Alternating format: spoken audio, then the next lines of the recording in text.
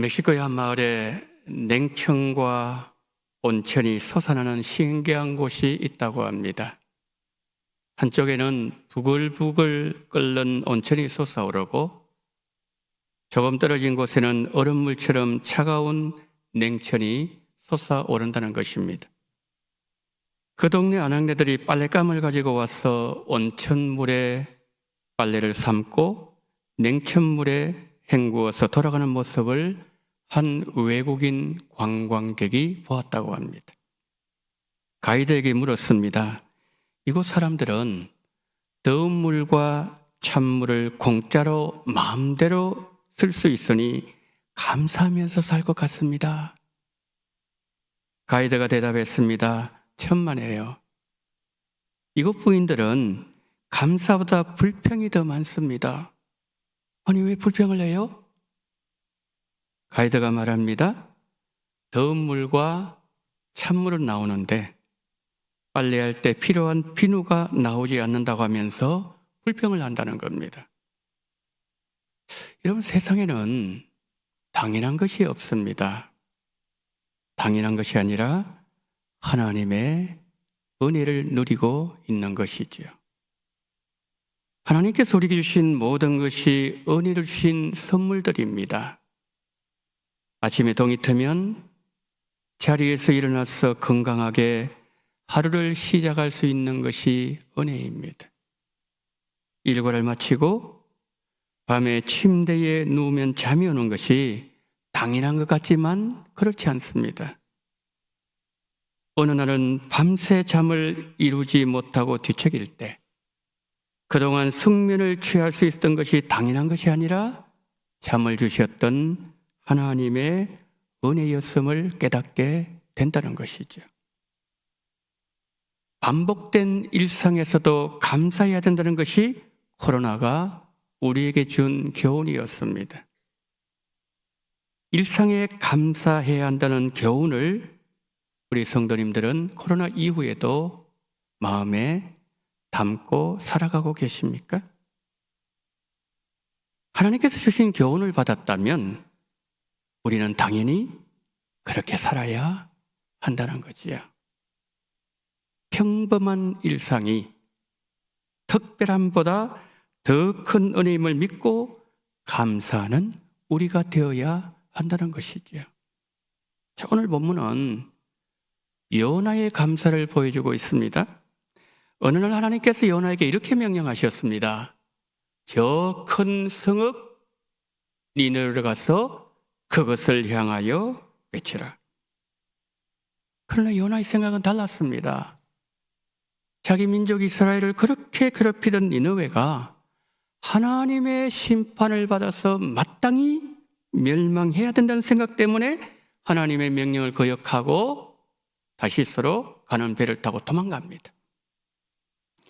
요나가 배 밑창에 들어가서 잠을 자고 있을 때 하나님께서 바다에 큰 폭풍을 일으키셔서 요나가 탄 배를 때리시고 거의 배가 깨어지는 어려움을 당하게 되었습니다. 배에 탄 사람들이 말합니다. 도대체 이 폭풍이 누구로 말미암아 오게 되는가 한번 제비를 뽑아보자. 누가 뽑혔죠? 요나가 뽑혔습니다. 요나는 바다에 던져졌습니다. 그랬더니 거짓말같이 바다가 잔잔해져 버렸습니다. 하나님께서 준비한 큰 물고기로 요나를 삼키게 하셨고 요나는 산채로 그 물고기 뱃속으로 들어가게 되었습니다. 깜깜한 물고기 뱃속에서 요나가 여러분 얼마나 무섭고 두려웠을까요? 밤낮 3일 동안 물고기 뱃속에 있으면서 요나가 하나님께 이렇게 기도합니다. 내가 받는 고난으로 말미암아 여호와께 불러 아뢰었더니 주께서 내게 대답하셨고 내가 서울의 뱃속에서 부르짖었더니 주께서 내 음성을 들으셨나이다. 요나는 고백합니다. 내가 지옥 같은 고난 중에 여호와께 부르짖었더니 하나님께서 내 음성을 들으셨나이다. 큰 물결이 나를 덮었고 내가 주 앞에 쫓겨났지만 내가 다시 성전을 바라보겠나이다. 요나서 2장 4절 우리 함께 읽어보실까요? 내가 주의 목전에서 쫓겨났을지라도 다시 주의 성전을 바라보겠다 하였나이다. 여러분, 성전이 어떤 곳입니까? 하나님이 다스리는 좌소입니다. 극한 절망 속에서 자신의 죄를 회개하고 하나님께 순종하겠다는 결단입니다. 요나는 고난 한가운데서 기도합니다. 하나님께 순종하지 않았던 잘못을 회개하고 감사 기도를 올리는 것이 2장 9절 우리 다 같이 읽을까요? 나는 감사하는 목소리로 주께 제사를 드리며 나의 서원을 주께 갚겠나이다. 구원은 여호와께 속하였나이다 하니라. 여러분, 요나가 고통의 한복판에서 감사 기도를 드리고 있습니다. 성도 여러분, 요나가 물고기 뱃속에서 기도할 때 묵상하면서 기도했을까요? 사람이 죽음 앞에 서게 되면 생존 본능으로 절규하게 됩니다. 나 좀 살려주세요. 아직 위험한 때가 아니라는 거죠. 나 살려주세요. 이거 뭐죠? 거의 죽을 때가 됐다는 거지. 요나는 절규하듯이 하나님 앞에 기도했다는 거죠. 요나의 기도에 하나님이 어떻게 응답하셨는지 오늘 두 가지로 살펴보겠습니다. 첫째, 요나가 기도했을 때에 새로운 출발의 기회가 주어졌다는 거죠. 쥐를 도관에 넣고서 실험을 했습니다.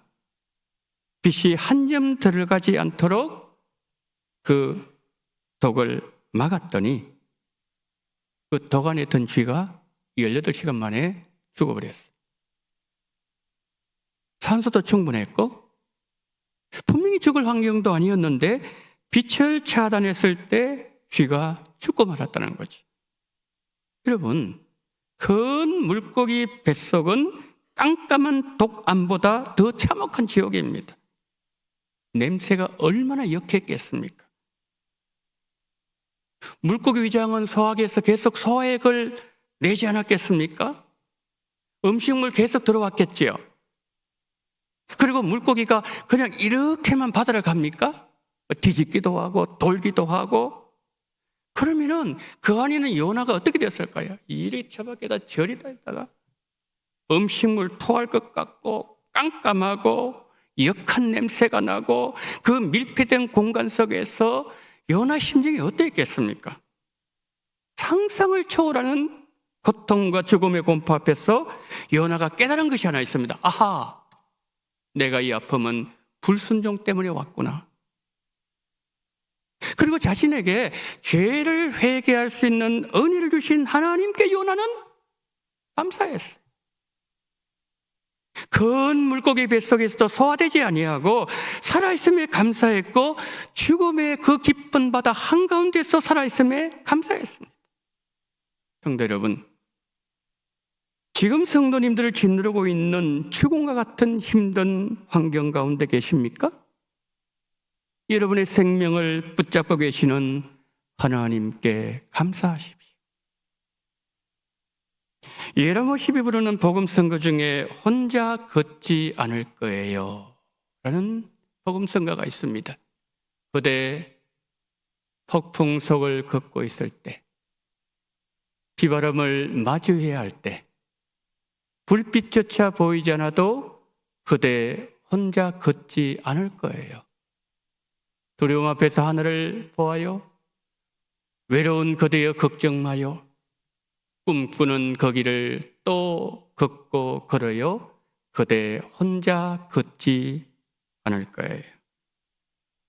임마누엘 이 땅에 오신 예수님께서 우리를 떠나지 않으시고 우리에게 힘이 필요할 때 힘을 주시고 우리 편이 되어주심을 감사하시기를 바랍니다. 여러분, 우리가 살아가는 이 모든 환경, 하나님께서 조금도 힘들지 않도록 최적의 환경을 펼쳐놓으셨습니다. 지구와 달의 거리를 한번 생각해 볼까요? 지구가 있고 달이 있는데 지금보다 10%만 달이 지구에 더 가까워지면 해수면이 26%가 올라간다고 합니다. 그러면 우리는 하루에도 2번씩 살기 위해서 높은 산으로 도망가야 됩니다. 정상적인 삶이 불가능해진다는 거지요. 여러분, 지금의 위치에 달을 두셨기 때문에 지구 생태계를 풍족하게 하면서 바다가 최적의 환경을 유지할 수 있다는 거죠. 여러분, 달과 지구의 거리뿐이겠습니까? 우리의 생명 유지와 직결되어 있는 공기 비율을 보아도 그렇습니다. 이 공기 안에는 질소가 78%, 탄소가 21%, 아르곤가스, 이산탄소 이렇게 해서 100%를 형성하고 있습니다. 그런데 여러분, 만약에 이 산소가 21%가 한 17% 정도 낮아지면은 연소가 잘 되지 않습니다. 특히 15% 이하로 떨어지면은 일반적인 물질은 불이 잘 붙지 않습니다. 쉽게 꺼져버립니다. 그러면은 이런 시간들이 계속되어지면 어떻게 될까요? 결국에는 지구에 빙하기가 오고 만다는 거죠. 생명이 다 없어지고 맙니다. 반대로 생각해 볼까요? 산소가 21%에서 24% 올라가게 되면 불이 붙으면 불이 안 꺼집니다. 지구 어딘가는 불을 붙일 거 아닙니까? 그러면 지구는 불바다가 되고 사람은 이 지구상에 멸절하고 만다는 거지. 불만 그럴까요? 끝없이 펼쳐진 우주, 우리는 그 신비를 다 알고 있습니까? 하나님은 우리에게 감사할 환경을 너무나도 많이 펼쳐놓으셨지만 단지 우리가 그것을 모르고 살아가고 있는 뿐이죠. 제가 말씀드렸지만은 이 지구가 돌아가는 이 굉음이 얼마나 큽니까? 이거 들으면 사람들 다 고막에 나가서 다 죽습니다. 살 수가 없어요. 하나님은 우리가 가장 평안하게 살 수 있도록 최적의 환경을 주셨습니다. 우리가 하나님의 신묘막체 가심을 조금이라도 안다면 감사하지 않을 수가 없다는 거죠. 우리가 하나님을 바로 알아서 우리의 삶이 감사로 채워진다면 우리가 머무는 곳에 어디든지 감사의 향기가 넘쳐나게 될 것입니다.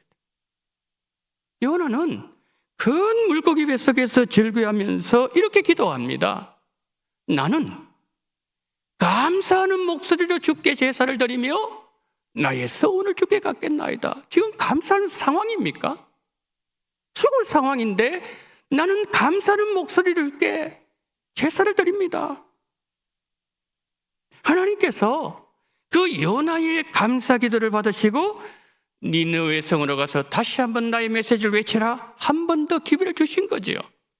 새 출발의 은혜를 받은 거죠. 성도 여러분, 우리는 혼자가 아닙니다.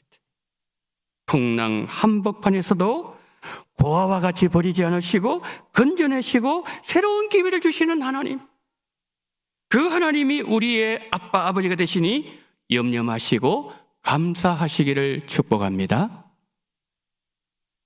요나가 고난 가운데 감사 기도를 드렸을 때 어떤 일이 일어났을까요? 둘째, 기적이 일어났습니다. 9절 10절 한번 보실까요? 나는 감사하는 목소리로 주께 제사를 드리며 나의 서원을 주께 갚겠나이다. 구원은 여호와께 속하였나이다 아니라 여호와께서 그 물고기에게 말씀하심에 요나를 육지에 토하니라. 요나의 감사 기도를 들으신 하나님께서 요나를 육지에 토하게 하셨다고 말씀했어요. 여러분, 바다 한가운데 토인했더라면 요나가 어떻게 되었을까요? 그리고 이 물고기는 큰 물고기라고 그랬어요. 보통 사람들은 고래라 얘기하지만은 성경은 고래라고 되어 있지 않습니다. 그런데 이 물고기 가운데 가장 큰 물고기 고래라고 한번 가정을 해보겠습니다. 여러분, 고래가 해변까지 나오던가요? 그 덩치 때문에 나올 수가 없습니다. 먼 바다에 고래는 그곳에밖에 있을 수가 없습니다. 그런데 토했는데 육지에 토했다 그래요. 이게 신기하지 않습니까? 그러니까 하나님은 요나에게 한 번 더 회개했을 때 살 수 있는 기회를 주셨다는 거죠. 성도 여러분, 살아있음에 감사할 수 있고, 살아있기에 한 번 더 기회를 얻을 수 있고, 살아있기에 내 인생의 기적을 경험할 수 있는 것이지요. 어느 부대에 한 내무반에 믿음 좋은 병사가 있었습니다. 그런데 예수 믿는 것을 너무 싫어했던 한 고참병이 있었는데, 군화를 벗어가지고 믿음이 좋은 병사의 오른뺨을 치면서 말했습니다. 너 예수쟁이들은 오른뺨 치면 왼뺨 돌려댄다며? 한번 돌려봐. 비아냥거리는 말에 눈물이 활컥 쏟아졌습니다. 근데 이런 일이 비일비재했습니다. 어떤 때는 진짜 계급장 떼고 대들고 싶은 생각이 머리끝까지 치밀 때도 있었습니다. 그러나 그 병사는 고난당하신 예수님 생각하면서 참고 이렇게 감사 기도를 드렸습니다. 하나님, 한 대만 때리고 2대 때리지 않게 하심을 감사합니다. 뺨을 맞으면서도 예수님 생각할 수 있는 은혜를 베푸셨고, 감사할 수 있는, 참을 수 있는 은혜를 주심을 감사합니다. 저 고참병이 저를 사랑할 수 있도록 마음을 변화시켜 주옵소서. 오늘 아침이었습니다. 그렇게 괴롭혔던 고참병이 눈을 떴는데 깜짝 놀랐습니다. 후임의 오른뺨을 쳤던 군화가 반질반질하게 누군가가 닦아서 윤이 나고 있었습니다.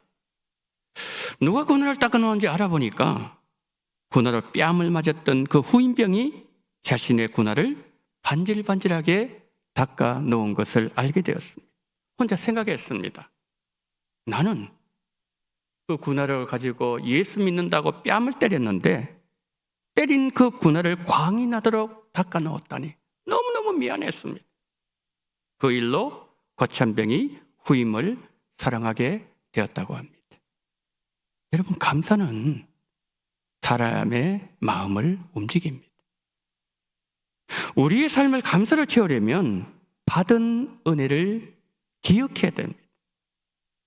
힘든 현실 앞에서 하나님의 은혜를 잊어버리면 광야 이스라엘 백성들처럼 원망과 불평에 빠지게 됩니다. 여러분, 광야에서 원망하고 불평한 이스라엘 백성들 어떻게 되었습니까? 가나안 땅에 들어가지 못했고 광야에서 다 죽고 말았습니다. 찬송가 301장 가사처럼 지금까지 지내온 것이 다 주님의 은혜였습니다. 여기까지 이르게 된 것 하나님의 은혜였고, 나의 나 된 것 하나님의 은혜였고, 다 하나님의 은혜였습니다. 어릴 때 하나님께서 꿈을 꾸게 하셨던 요셉은 형들에게 팔려서 10대의 노예가 되었습니다. 말로는 다 할 수 없는 억울함을 안고 그는 노예로 살아야만 되었습니다.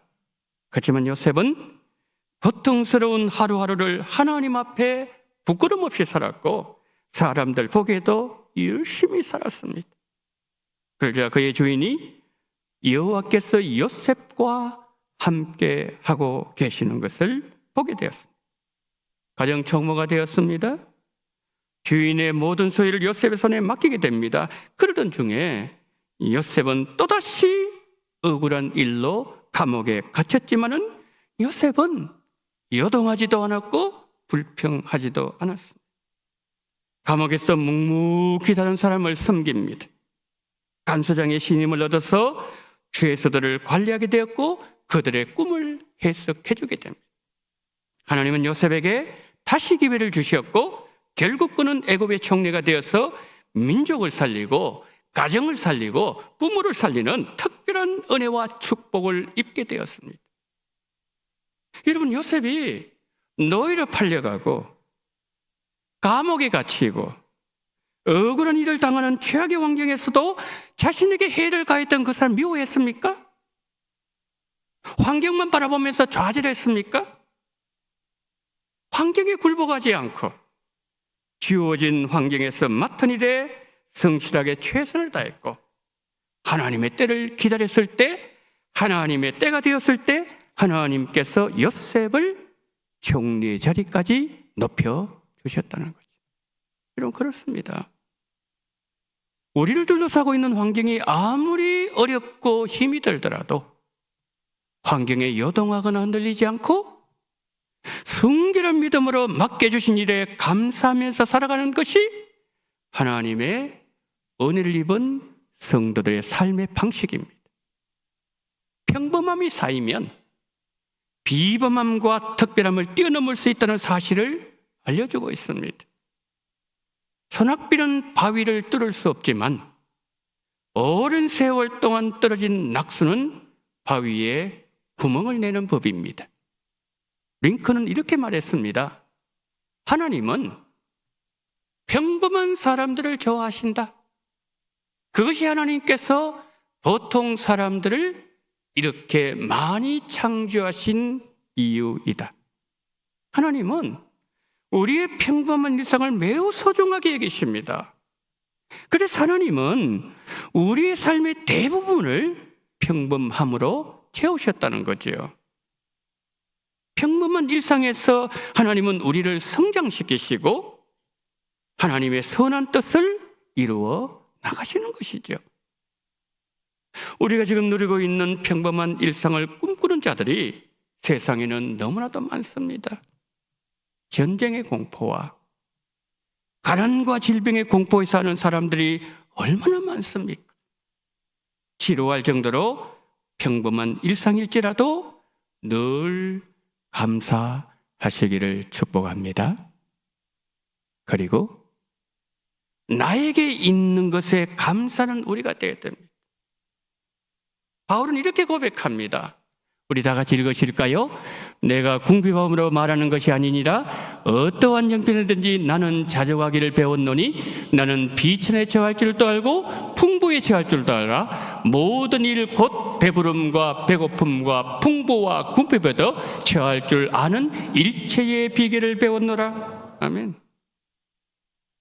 지금 나에게 있는 것을 만족하고 감사할 줄 아는 것이 자족이지요. 자족.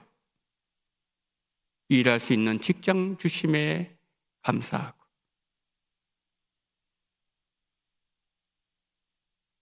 우리의 오늘 누군가는 구했지만 구했던 오늘을 맞이하지 못하고 이 땅을 떠나신 분들이 분명히 계실 것입니다.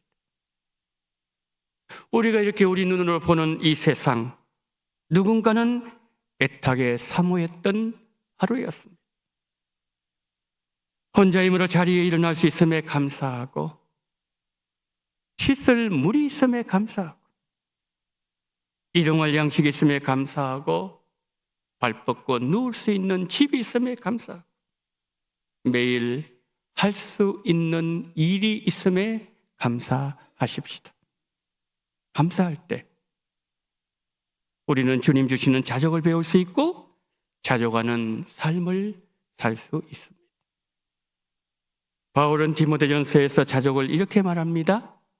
그러나 자족하는 마음이 있으면 경건은 큰 이익이 되느니라. 우리가 세상에 아무것도 가지고 온 것이 없음에 또한 아무것도 가지고 가지 못하리니 우리가 먹을 것과 입을 것이 있은즉 족한 줄로 알 것이니라. 바울은 어떻게 말합니까? 자족과 경건은 밀접하게 연관성을 가지고 있다는 거죠. 여러분, 모든 사람에게는 어떤 것으로도 채워지지 않는 마음의 빈 공간이 있습니다. 그 빈자리는 예수님으로만 채워질 수 있도록 하나님 창조하셨습니다. 주님께서 우리의 빈 공간을 채우실 때 우리는 그때 인생의 만족함을 경험하게 됩니다. 그러나 자족하는 마음이 없으면 끊임없는 세상의 부귀영화, 끝을 모르는 욕심으로 불평과 원망을 낳게 된다는 거죠. 성도 여러분, 늘 예수님을 구주로 영접하시고 모든 환경에서 구주로 믿으시고 매일 예수님을 구주로 잘 섬기십시오. 우리의 마음과 우리의 입술이 주님 주신 11월을 감사로 가득 채우십시오. 11월 한 달 매일 드린 감사를 모아서 하나님을 영화롭게 하는 다음 주일 추수 감사 주일이 되시기를 예수님 이름으로 축원합니다. 아멘.